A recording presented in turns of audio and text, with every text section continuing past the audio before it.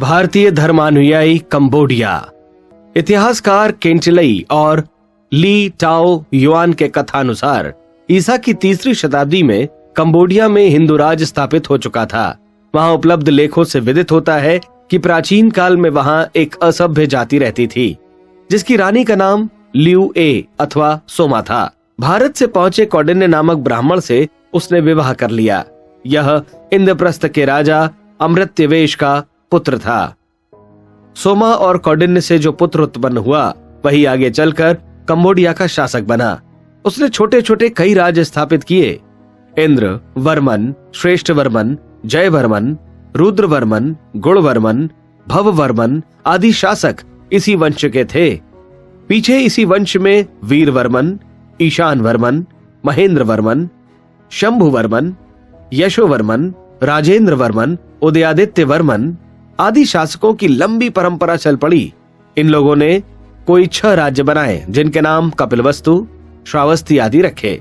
भारतीयों के जत्थे इसके बाद लगातार पहुंचते रहे और 5वीं 6ठी शताब्दी में हिंदू धर्म के साथ बौद्ध धर्म भी जड़े जमाने लगा।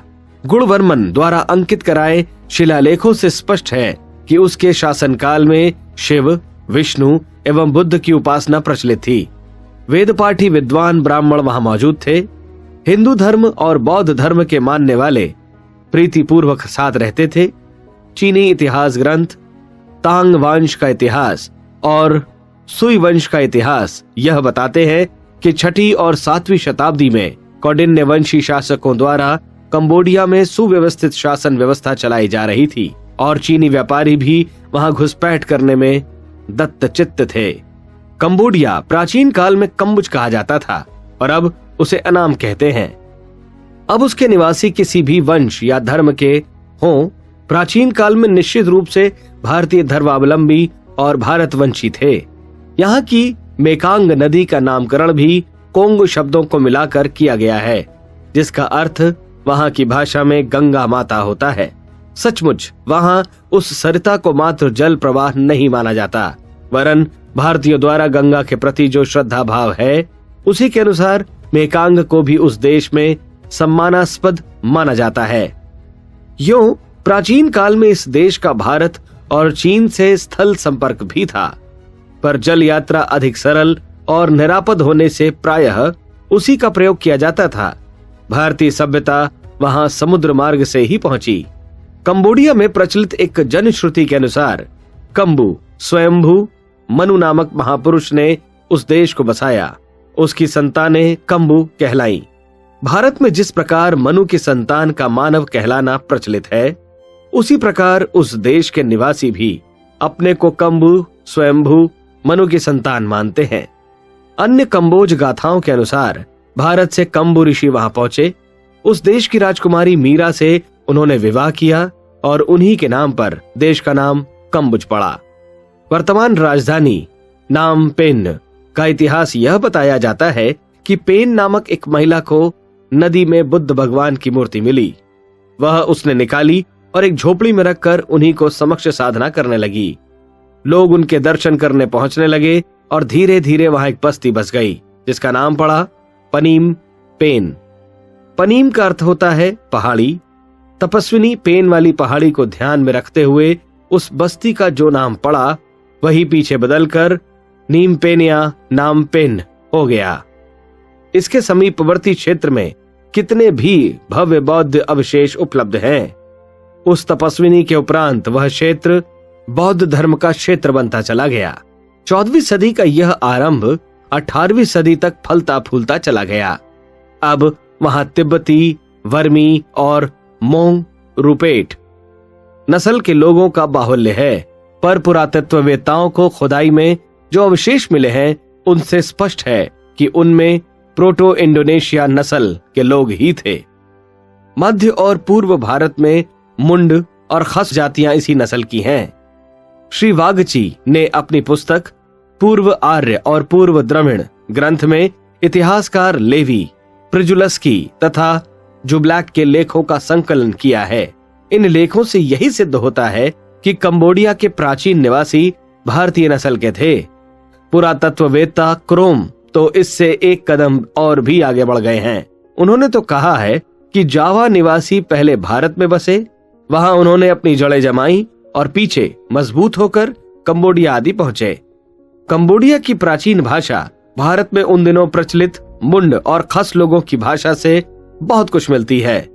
बौद्ध जातक कथाओं में इस देश का उल्लेख कर्पूर द्वीप, नारिकेल द्वीप के नाम से किया गया है। यहाँ नारियल, कपूर और मसालों का अधिक उत्पादन है। टालेमी के हिंद चीन तथा इंडोनेशिया के हिंदू राष्ट्र ग्रंथ में उस समय भारतीयों द्वारा बनाए गए ऐसे विशाल जलपोतों का वर्णन है जिन पर सवार 700 व्यक्ति आसानी से लंबी समुद्री यात्रा करते थे। इन्हीं पर सवार होकर धर्म प्रचारक, व्यापारी तथा राजवंशी लोग वहां पहुंचे थे। इस क्षेत्र में प्राचीन प्रचलन जिस प्रकार की वर्ण व्यवस्था तथा धर्म व्यवस्था का था, उसे देखते हुए प्रतीत होता है कि वहां पहले धर्म प्रचारकों का ही पदार्पण हुआ होगा। इन लोगों ने न केवल कंबोडिया में वरन हिंद चीन, इंडोनेशिया, ब्रह्मा, मलाया आदि में भी भारतीय संस्कृति की पताका फहराई थी। ब्रह्मा से लेकर हिंद चीन तक के सारे क्षेत्र में हिंदू सभ्यता का प्रचलन था। फ्रांसीसी शोधकर्ता पिलियो ने लिखा है कि इस क्षेत्र में उपलब्ध प्राचीन शिलालेखों की लिपि हिंदू सभ्यता की देन है। इतिहासकार पेरिपियस ईसा की प्रथम शताब्दी में हुए थे। उन्होंने अपने समय में भारतीय जहाजों के मलाया, हिंद चीन आदि के लिए जाने का उल्लेख किया है। इससे प्रतीत होता है कि अब से लगभग 2000 वर्ष पूर्व भारतीयों द्वारा अपनी सभ्यता का प्रवेश इस क्षेत्र में हो चुका था। जयवर्मन चतुर्थ का शासनकाल 834 से 921 माना जाता है और जयवर्मन पंचम का शक 890 से 968 तक। इन लोगों ने जयवर्मन प्रथम की परंपराओं का अनुकरण करके अपने नाम को सार्थक बनाने में कुछ कसर न रखी।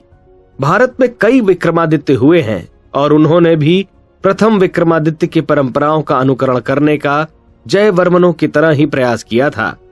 जयवर्मन छठा शक संवत 1004 से 1018 तक और जयवर्मन सप्तम 1104 से 1182 तक शासनारूढ़ रहे थे। कंबोडिया के शासकों में सबसे अधिक सफल, कुशल और लोकप्रिय जयवर्मन माना जाता है। उस प्रिय नाम का अनुकरण उसके अगले वंशज भी करते रहे। अस्तु जयवर्मन द्वितीय और तृतीय भी हुए हैं। जयवर्मन द्वितीय ने आक्रमणकारियों के चंगुल में फंसे अपने देश के एक बड़े भाग को बंधन मुक्त कराया, उसे समृद्ध, सुसंगठित किया तथा अच्छी शासन व्यवस्था दी। इसका शासनकाल शक संवत 724 से 802 तक रहा है। इसने भारत के हिरण्यदास नामक एक विद्वान ब्राह्मण को बुलाया, जिसके वंशज कई पीढ़ियों तक राजपुरोहित रहे। जयवर्मन तृतीय का शासनकाल 854 ईस्वी से 877 ईस्वी तक माना जाता है। यह विष्णु भक्त था। वर्मन वंश की रानियां भी राजकीय तथा धर्म प्रयोजनों में उत्साहपूर्वक भाग लेती रही थीं। सन 877 से लेकर सन 1000 तक वर्मन वंश के कोई 7 राजा सिंहासनारूढ़ हुए। इस अवधि में कंबोडिया की राजकीय तथा धार्मिक प्रगति उत्साहवर्धक गति से आगे बढ़ी।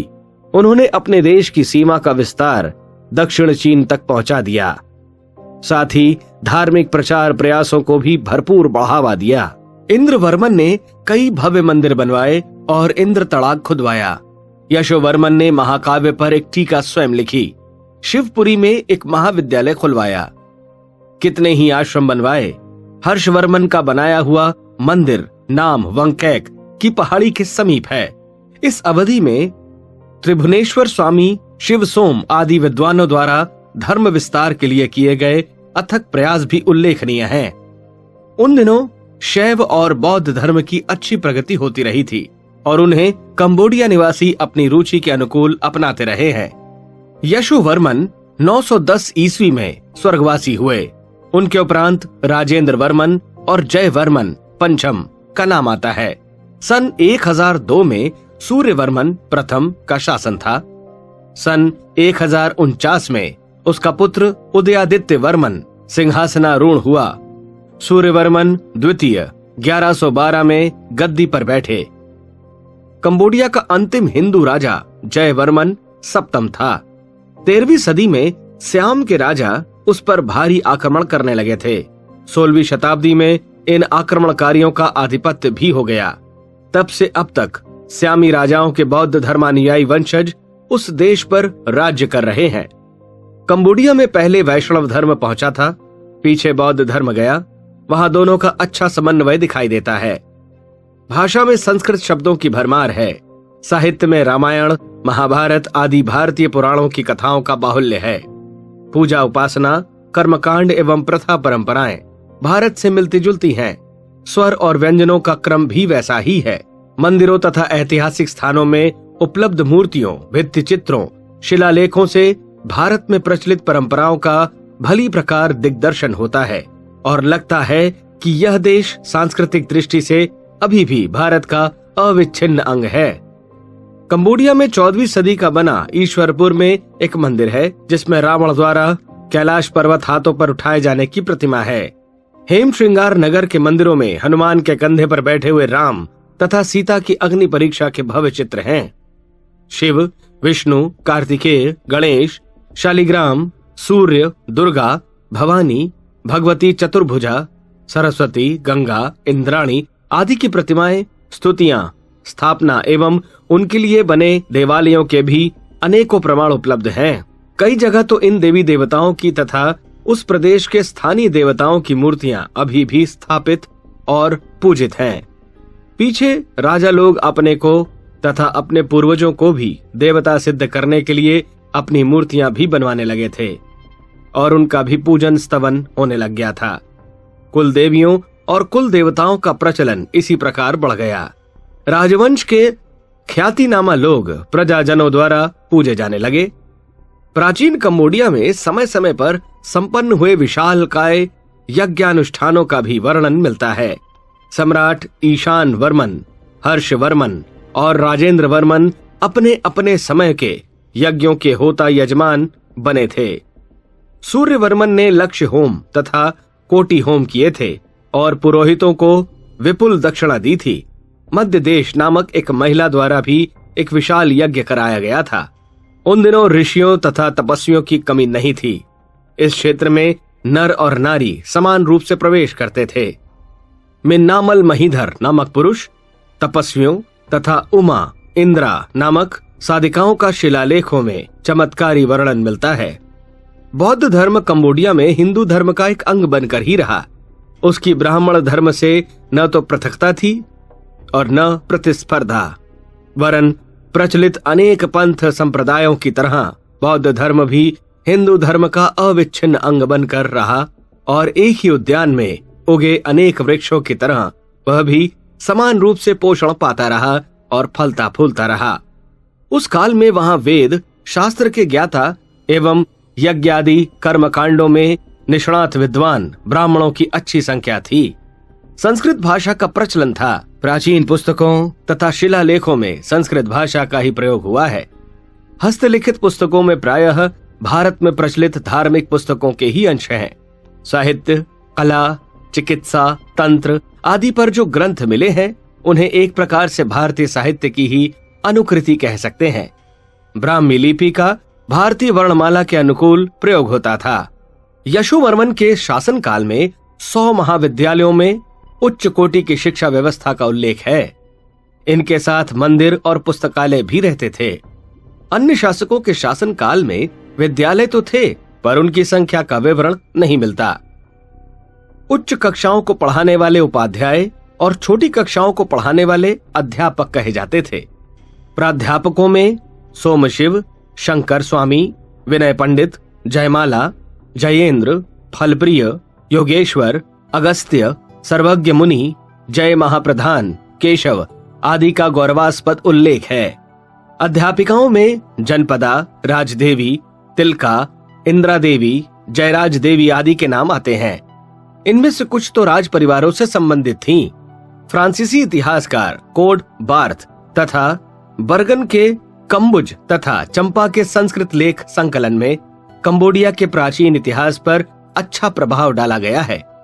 इन विद्वानों ने उपलब्ध अवशेषों तथा लेख उद्धरणों का हवाला देते हुए जो निष्कर्ष निकाले हैं वे यही सिद्ध करते हैं कि कंबोडिया प्राचीन काल में एक प्रकार से छोटे भारत की स्थिति में था। वहां भारतीय धर्म और संस्कृति का ही पूरी तरह आधिपत्य था। विद्वान फिनो ने सुदूर पूर्व पत्रिका के भाग 25, 28, 29 में अंग कोरवाट से प्राप्त लेख शीर्षक जो विवरण प्रस्तुत किए हैं वे यही बताते हैं कि संसार के इस अद्भुत ध्वंसावशेष के निर्माण की प्रेरणा कथा तथा साधन सामग्री का भारत से ही आयात किया गया। पुरातत्ववेत्ता पामांतीय के चंपा तथा कम्बुज के लेख प्रकाशन में जो भी निष्कर्ष है उनमें अनाम तथा कंबोडिया में भारतीयता की जड़ें गहराई तक जमी हुई सिद्ध होती हैं। आमोनिय द्वारा लिखित प्राचीन कम्बुज का इतिहास और वीगो के हिंद चीन और हिंदनेशिया के हिंदू राष्ट्र ग्रंथों से भी इस तथ्य का समर्थन होता है कि इस क्षेत्र की शासन व्यवस्था तथा सांस्कृतिक उन्नति में भारतीयों का असाधारण योगदान रहा है।